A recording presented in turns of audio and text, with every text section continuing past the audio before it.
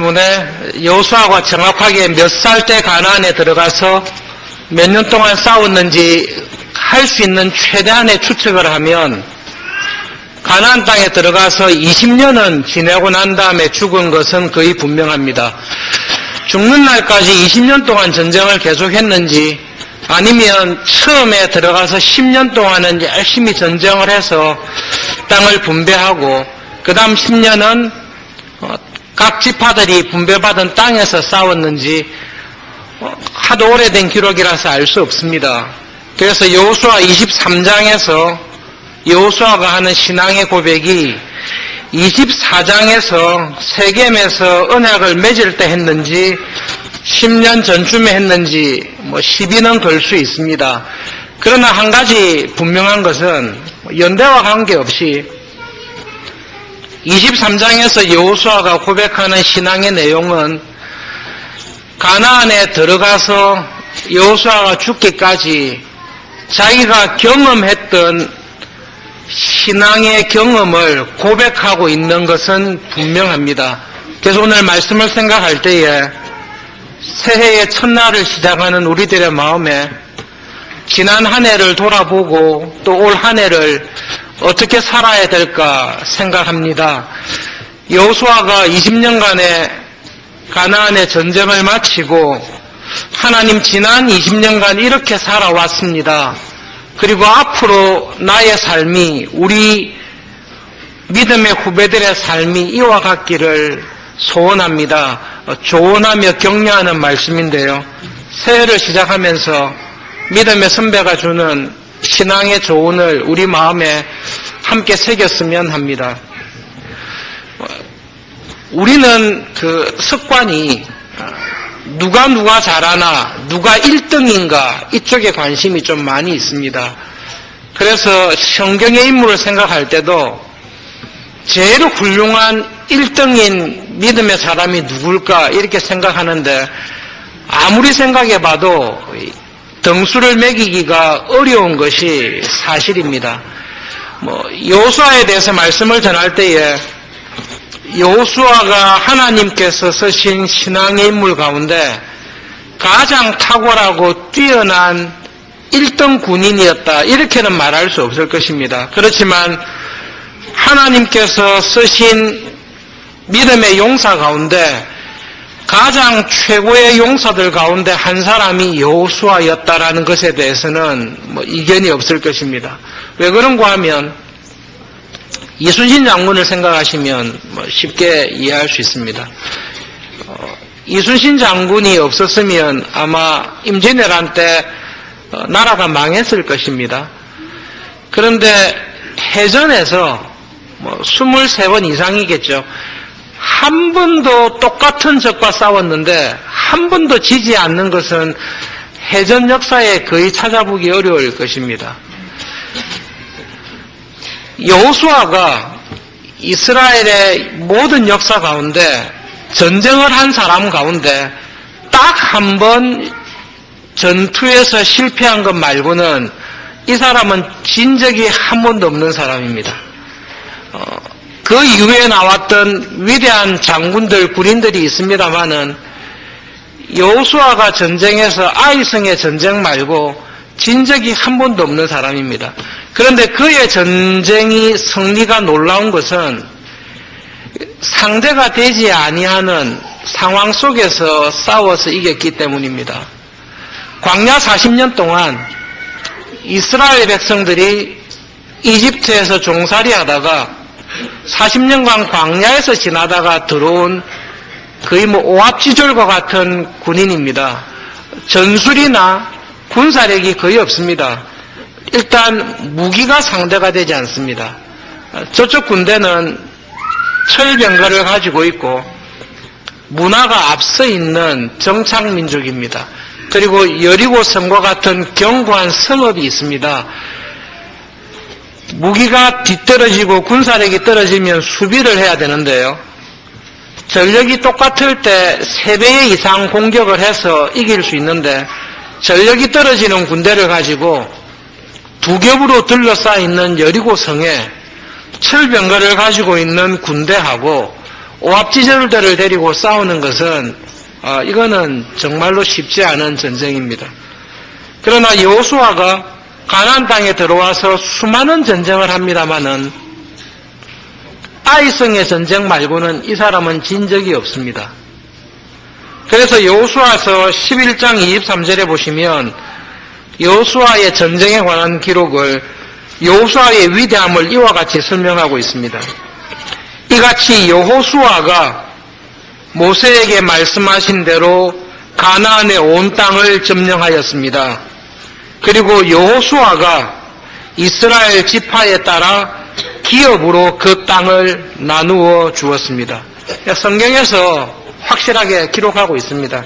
가나안의 모든 전쟁을 승리로 이끌고 가나안의 모든 비옥한 땅을 점령한 사람은 여호수아였습니다. 여호수아가 그 일을 했습니다. 두 번째로 그 정복한 모든 땅을 각 지파에게 기업과 선물로 나누어 준 사람도 여호수아였습니다. 그렇게 기록할 만큼 여호수아는 위대하고 놀라운 군인이고 지도자였습니다. 교회의 지도자들이 우리나라에 주신 하나님의 큰 복이 있는데요.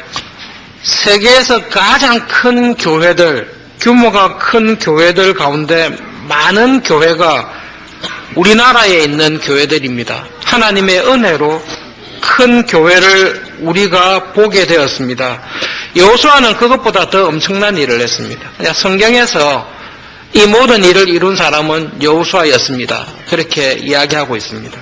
그런 인정과 칭찬과 명예를 가지고 있는 여호수아가 죽기 전에 교회 앞에서 이스라엘 앞에서 지난 정복 전쟁을 회고하면서 후배들에게 주시는 말씀이 오늘 말씀입니다.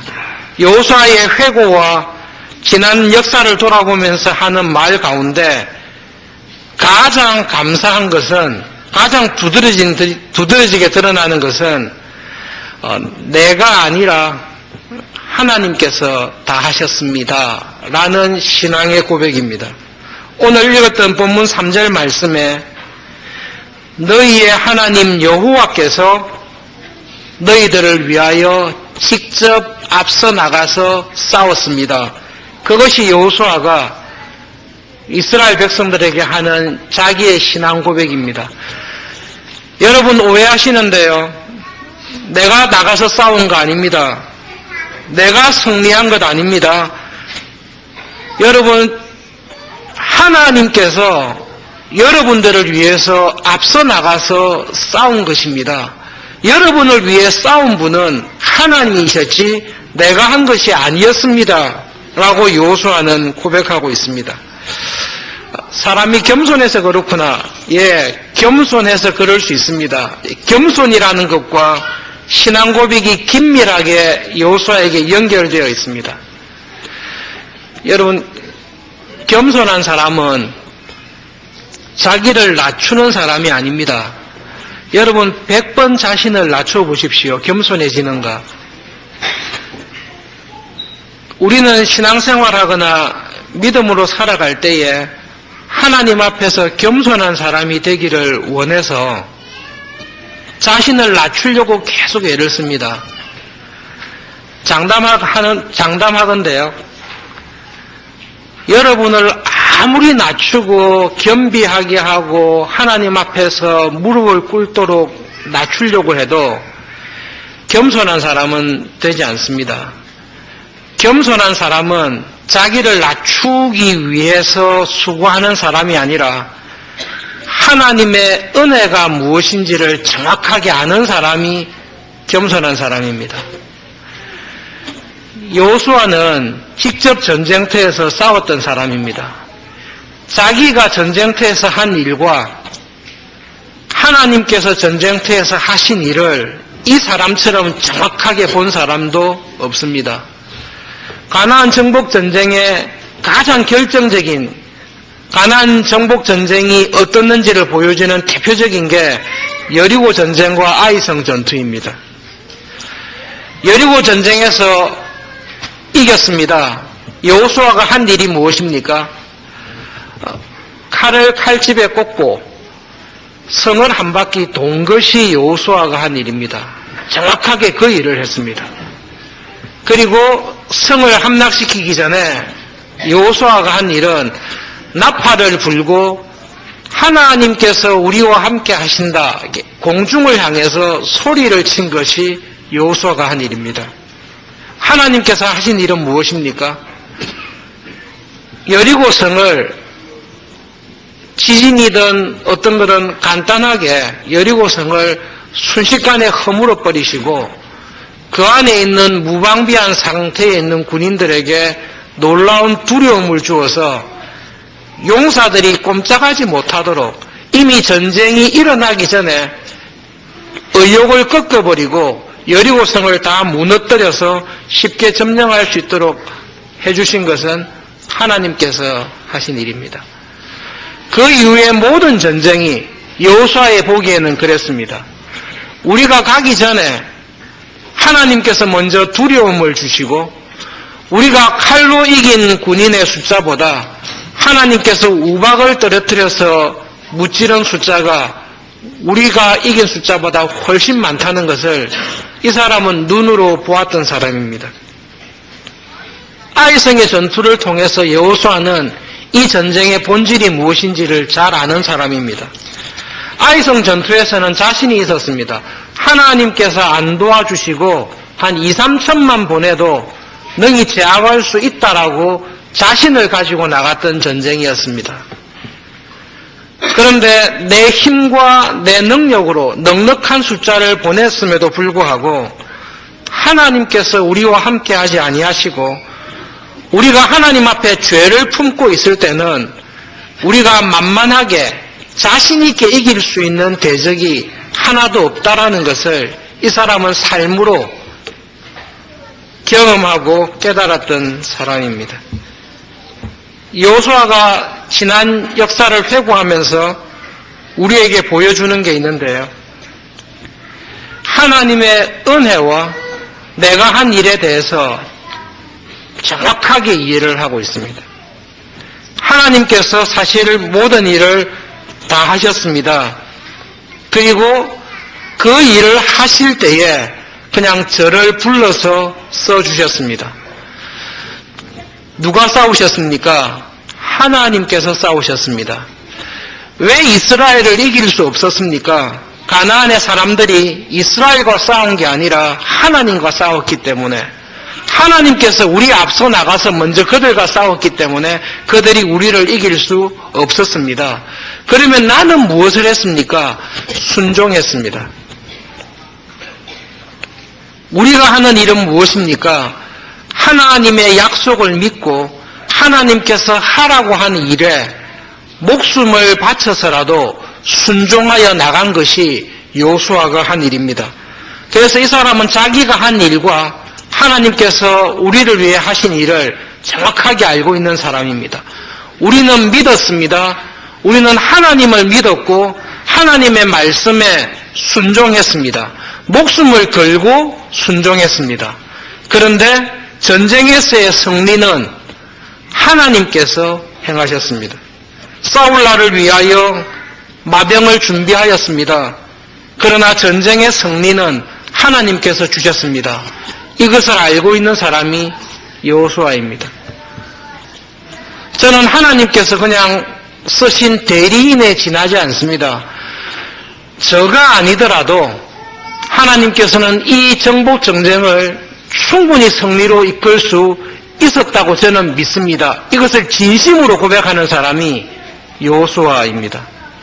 못 믿으시겠으면 이 질문을 생각해 보시면 됩니다. 여호수아가 없고 갈렙이 있었더라면 하나님께서 정복 전쟁을 여호수아처럼 못했겠습니까?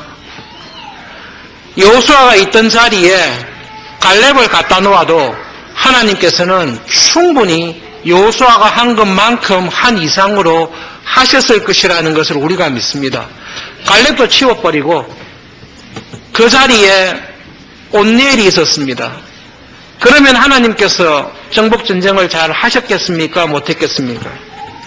하나님께서는 여호수아의 자리에 갈렙이 있든 온넬이 있든 혹은 정말로 하나님을 믿는 여러분이 그 자리에 있었다 할지라도 여러분에게 여호수아에게 있었던 하나님에 대한 믿음, 하나님에 대한 신뢰, 하나님의 말씀에 순종하려고 하는 믿음의 용기가 있었더라면 하나님께서는 누구를 그 자리에 놓았더라도 능히 가나안의 정복 전쟁은 승리로 이끌었을 것입니다.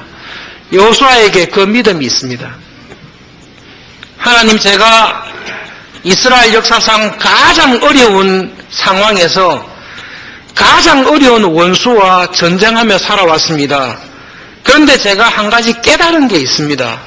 그것은 하나님을 믿고 그 하나님의 말씀에 순종하며 나갈 때에 우리를 위해서 하나님께서, 나를 위해서 하나님께서 싸우신다는 것을 알게 되었습니다. 그러므로 우리에게 이 모든 승리와 형통함과 평안을 주신 분은 하나님이시지 제가 아닙니다. 그 이야기를 믿음의 후배들에게 하고 있습니다. 여러분 오해하지 마십시오. 내가 여러분을 위해 싸운 것이 아니라 하나님께서 여러분을 위해 싸우셨습니다. 그러므로 여러분, 하나님의 은혜를 아는 사람은 믿음의 겸손한 자리에 반드시 들어가게 되어 있습니다. 겸손한 사람은 어떤 사람입니까? 겸손한 사람은 자기를 낮추는 사람이 아니라 내가 한 일과 하나님께서 나를 위해 행하신 일을 정확하게 아는 사람입니다. 그런 사람이 참 믿음의 사람이고 겸손한 자리에 들어갈 수 있습니다. 자기의 삶을 돌아보면서 여호수아가 후배들에게 하는 이 신앙의 고백이 우리에게 큰 도전이 되는 것은, 여러분 지금 23장에서 하고 있는 이 말씀이 사실은 여호수아 1장에 있는 말씀하고 거의 똑같습니다. 여러분 여호수아 1장 7절 말씀을 찾아서 우리 함께 읽어보겠습니다. 하도 유명한 말씀이라서 암송하시는 분도 계실 겁니다. 여호수아 1장 7절부터 9절인데요. 한 절씩 교독하고 9절은 함께 읽겠습니다. 제가 7절을 먼저 읽겠습니다. 오직 강하고 극히 담대하여 나의 종 모세가 내게 명령한 그 율법을 다 지켜 행하고 우로나 좌로나 치우치지 말라. 그리하면 어디로 가든지 형통하리니.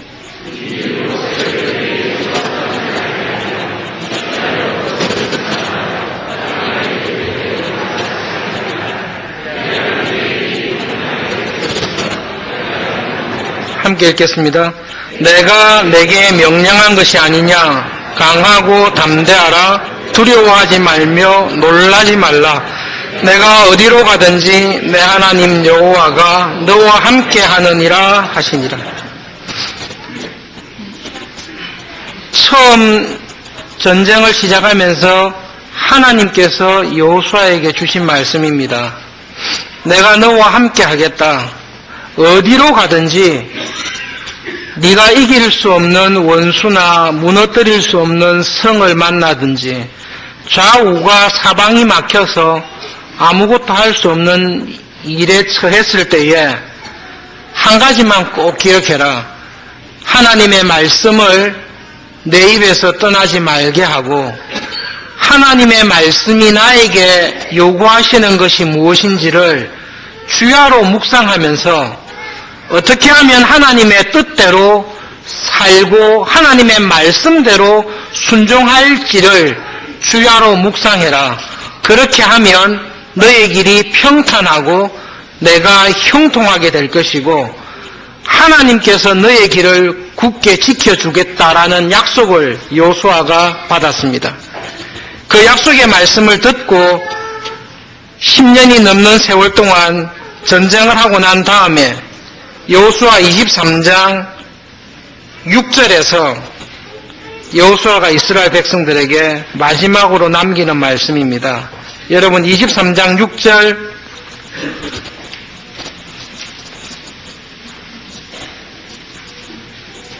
여호수아 23장 5절과 6절 함께 읽겠습니다. 너희의 하나님 여호와 그가 너희 앞에서 그들을 쫓아내사 너희 목전에서 그들을 떠나게 하시리니 너희의 하나님 여호와께서 너희에게 말씀하신 대로 너희가 그 땅을 차지할 것이라. 그러므로 너희는 크게 힘써 모세의 율법책에 기록된 것을 다 지켜 행하라. 그것을 떠나 우러나 좌우나 치우치지 말라. 1장에서는 하나님께서 여호수아에게 명령을 하셨습니다. 그런데 여호수아가 이 세상을 다 살고 평생을 전쟁터에서 살았던 여호수아가 죽기 전에 자기의 믿음의 후배들에게 자기의 말로 고백하는 게 있는데요. 하나님께서 자기에게 하셨던 그 말씀을 그대로 전하고 있습니다. 너희들은 모세의 율법책, 하나님께서 주야로 묵상하며 그 가운데 기록한 것을 다 지켜 행하라고 하신 하나님의 말씀을 지키고 순종하고 그 말씀대로 사는 길에서 떠나지 마라. 좌우로 치우치지 말라. 이 말씀을 여호수아가 마지막으로 고백하고 있습니다.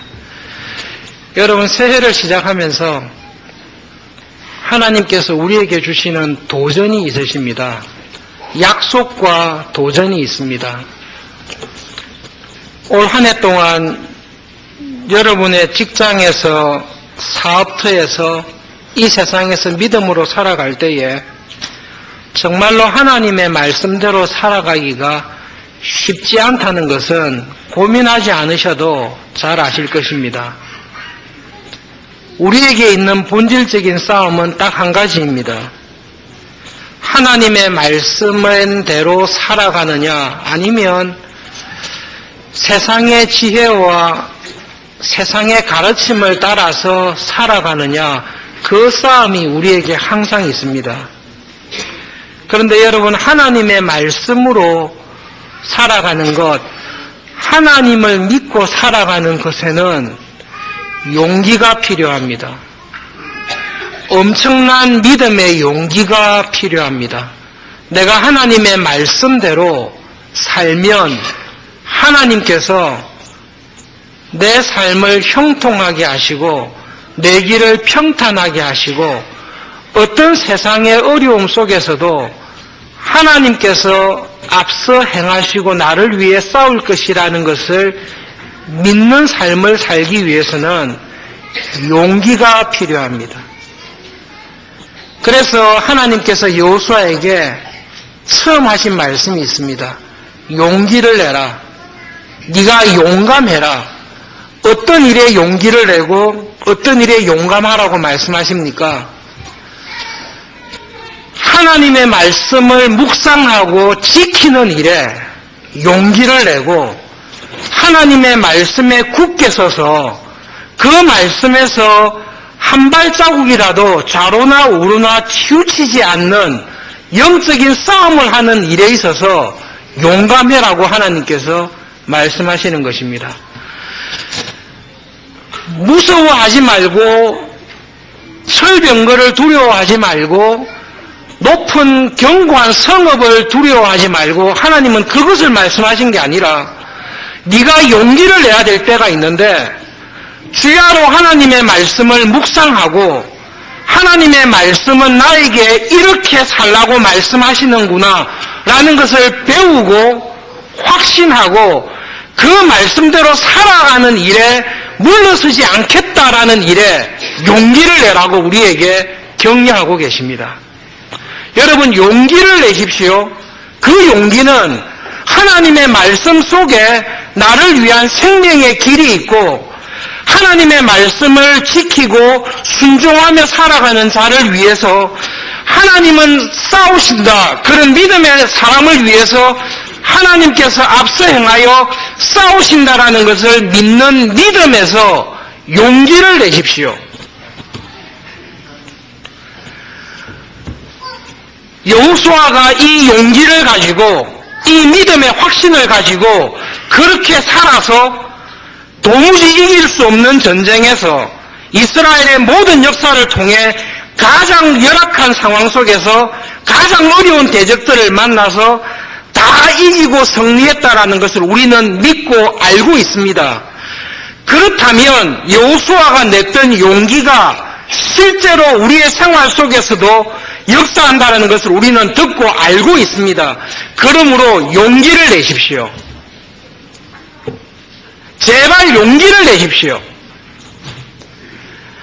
하나님의 말씀을 읽고 묵상하는 것이 나를 괴롭게 하거나 나를 힘들게 하는 것이 아니라 하나님의 말씀을 읽고 묵상할 때에 하나님은 세상을 이길 수 있는 은혜를 주신다는 것을 믿고 그 용기에서 물러서지를 마십시오.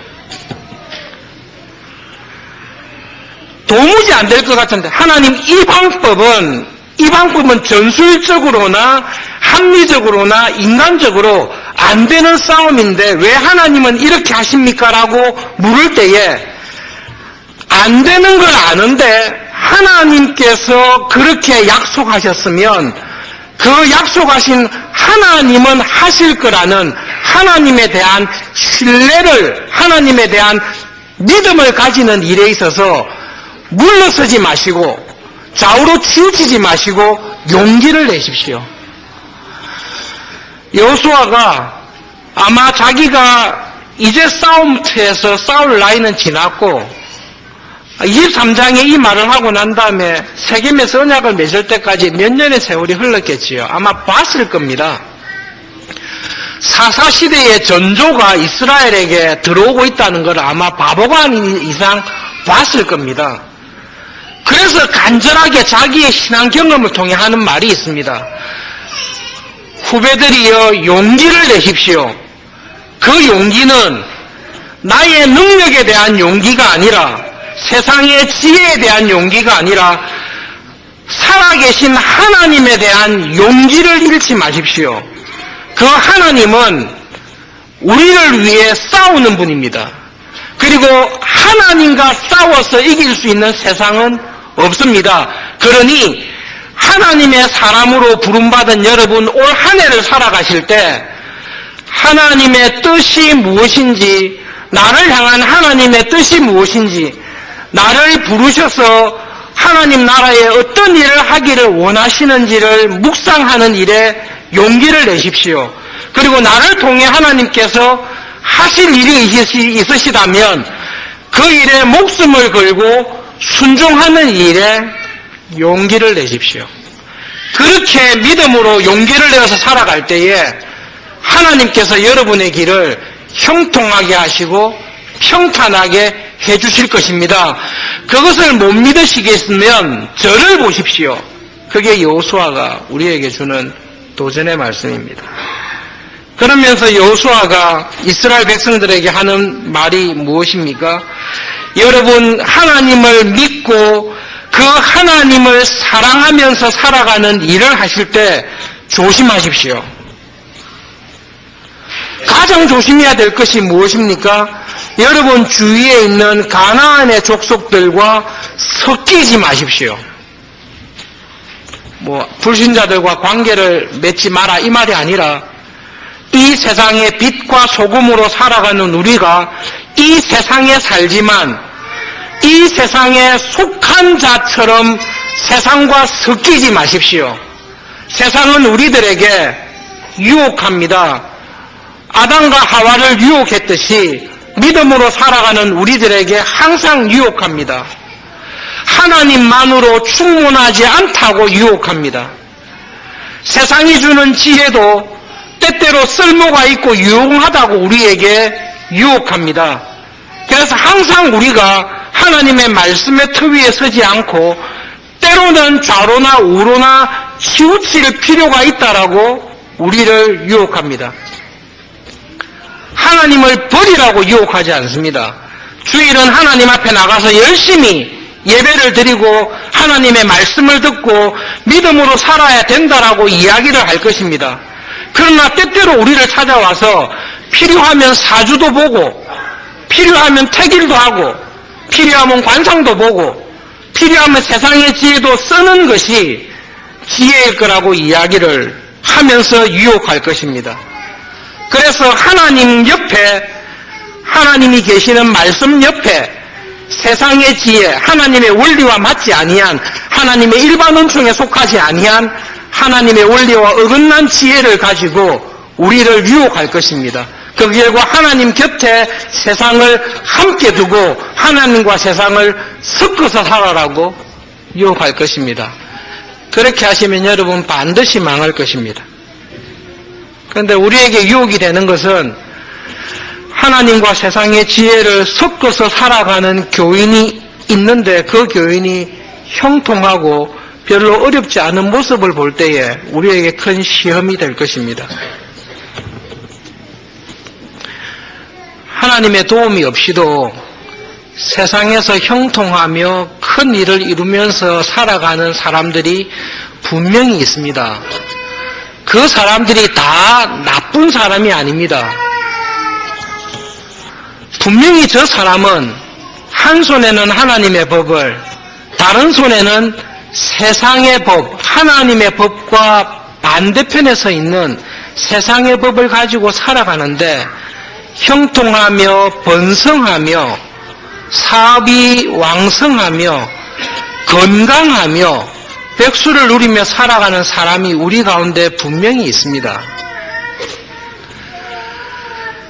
하나님께서 마지막 날 심판하실 때에 하나님을 믿는 믿음과 무관하게 살았던 모든 수고에 대해서 우리의 입술을 통해 그 모든 것이 하나님 보시기에 헛되었습니다 라고 인정하게 하실 것입니다.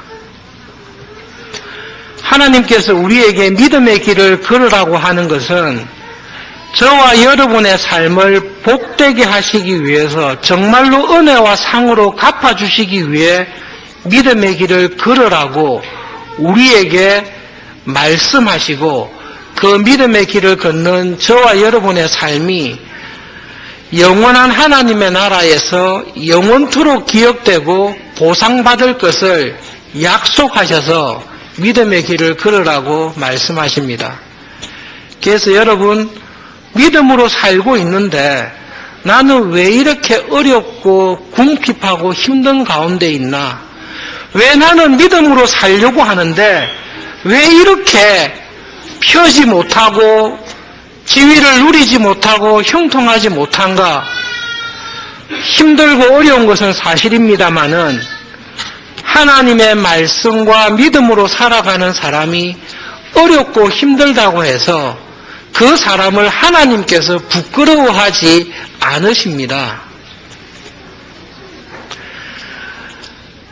여러분, 우리 교회가 주일날 출석하시는 교인이 500명에서 530명 정도 됩니다. 우리 교회가 작은 교회입니까? 큰 교회입니까?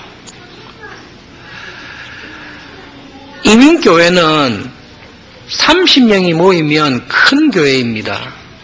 특히 중소도시의 이민교회는 30명이 모이면 큰 교회입니다. 그 도시의 모든 교인을 다 복음화시키면 200명 됩니다. 그 도시에 있는 모든 교인을 다 복음화시키면 200명 됩니다. 그 주에 있는 한국 사람들을 다 복음화시키면 1,500명 혹은 3,000명 됩니다. 그런데 어떤 목회자는 수만 명을 목회하고 있습니다. 어떤 목회자는 평생을 목회했는데요, 30명이 넘지 않습니다. 하나님께서는 착하고 충성된 종을 아십니다. 세상은 우리에게 뭐라고 유혹하는가 하면 네가 그렇게 좋은 믿음을 가지고 하나님을 의지하고 주야로 말씀을 묵상하면서 사는데 어떻게 네가 이 모양 이 꼴로 살 수 있냐?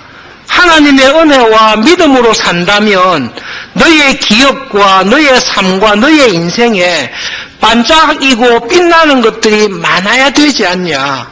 그러니 이 방법도 함께 쓰는 것이 좋다라고 우리를 유혹하며 시험할 것입니다.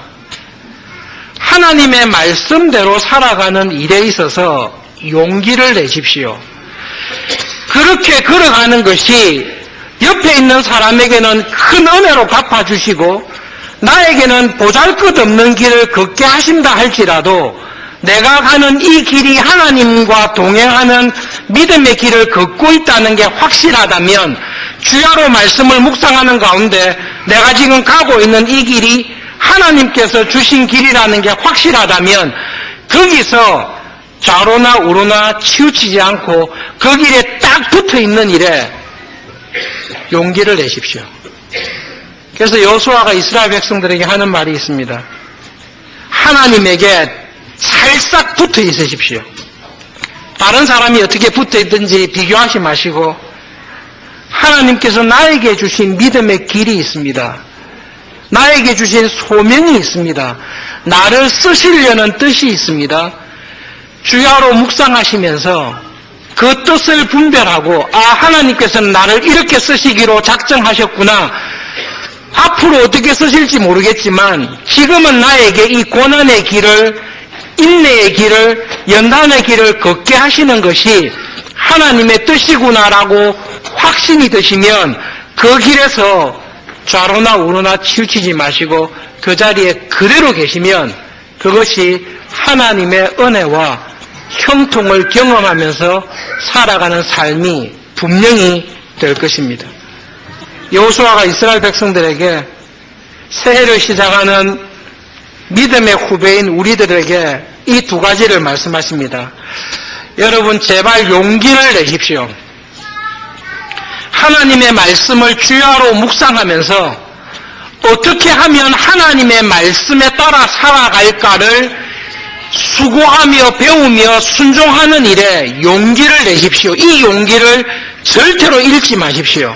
그리고 하나님께서 보여주신 길이 있으면 그 길에서 한 발자국도 벗어나지 않도록 용기를 내십시오. 또 한 가지는 세상과 섞이지 마십시오. 아무리 좋아 보여도, 아무리 멋있게 보여도 하나님과 세상을 섞지 마십시오. 그것은 하나님을 욕되게 하는 것입니다. 그러므로 우리에게 주신 주님의 말씀이 있는데요. 주야로 하나님의 말씀을 묵상하시면서 비둘기같이 순결하며 사는 길이 무엇인지를 발견하시고 뱀과 같은 지혜를 가지고 살아가는 것이 무엇인지를 영적인 분별력을 하나님께 구하시면서 믿음으로 살아가실 수 있기를 바랍니다. 여러분, 예수님께서 이 세상에서 우리와 같은 길을 걸으셨던 예수님께서 주신 말씀인데요. 성령님께서 임재하신 것처럼 비둘기처럼 순결하십시오.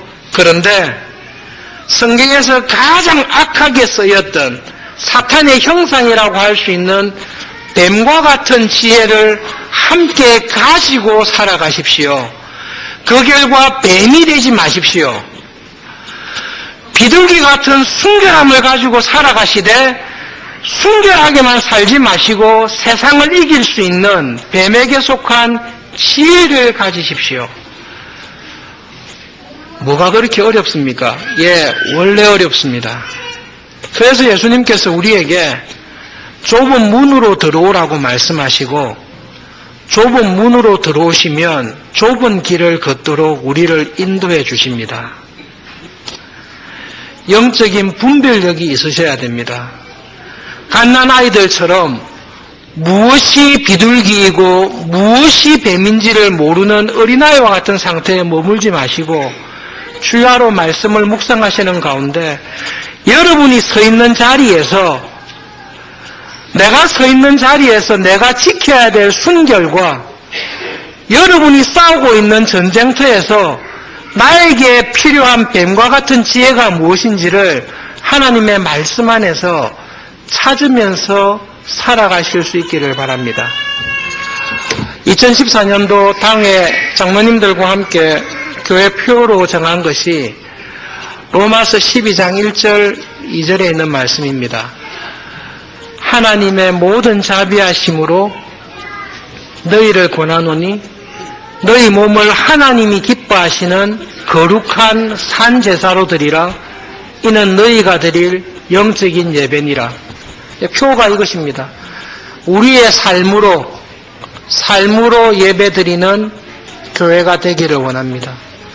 주일만 예배드리는 게 아니라 여러분 월요일부터 토요일까지 전쟁터와 같은 이 세상에서 여러분의 삶 자체가 하나님께서 기쁘게 받으시는 거룩한 산제사가 되는 예배를 드리면서 우리 올 한 해는 하루하루 살아갑시다.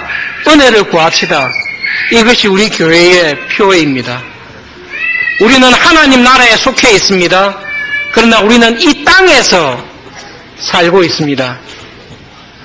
우리는 땅에서 살고 있지만 이 세상에 속한 사람은 아닙니다. 그 긴장과 그 영적인 싸움이 우리의 삶에 항상 있습니다.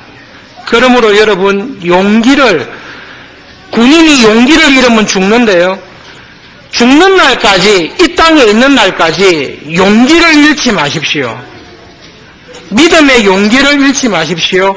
그러나 그 용기에 더하여 하나님의 은혜와 지혜를 날마다 구하시면서 여러분의 가정에서, 직장에서 여호수아와 같이 믿음으로 살아가는 그런 기쁨과 은혜가 있는 하루하루가 되시기를 진심으로 바랍니다. 새해를 시작하는 첫날에 우리 세 가지의 기도 제목을 가지고 함께 기도하겠습니다. 첫 번째로 하나님, 여호수아에게 있는 그 믿음의 용기를 저에게 주십시오. 믿음의 용기를 주시되 하나님에 대해 흔들리지 아니하는 신뢰와 믿음을 주시고 저에게 용기를 주시되 하나님의 말씀을 묵상하고 그 말씀대로 살아가는 용기를 주십시오. 두 번째로 하나님, 올 한 해 동안 세상과 타협하고 세상에 섞이지 아니하는 지혜를 주십시오. 저에게 비둘기 같은 순결함과 뱀과 같은 지혜를 구하라고 하셨는데 무엇이 하나님의 길이고 무엇이 세상의 유혹인지를 분별할 수 있는 영적인 분별력을 주셔서 세상에 있지만 세상과 섞이지 아니하는 지혜와 은혜를 주십시오. 세 번째로 하나님, 여호수아처럼 가나안 전쟁을 다 마치고 나를 위해 싸우신 분은 하나님이었고 하나님의 은혜였습니다. 저를 써주신 것에 대해 감사합니다. 감사했듯이 올 한 해를 마치고 난 이후에 하나님, 저를 위해 우리의 가정과 직장과 교회를 위해 하나님이 싸워주신 것을 경험하게 해주셔서 감사합니다. 그 영적인 싸움에 저를 일꾼으로 써주신 것 감사합니다. 이런 감사와 찬양으로 한 해를 마칠 수 있도록 은혜를 주십시오. 기도하겠습니다.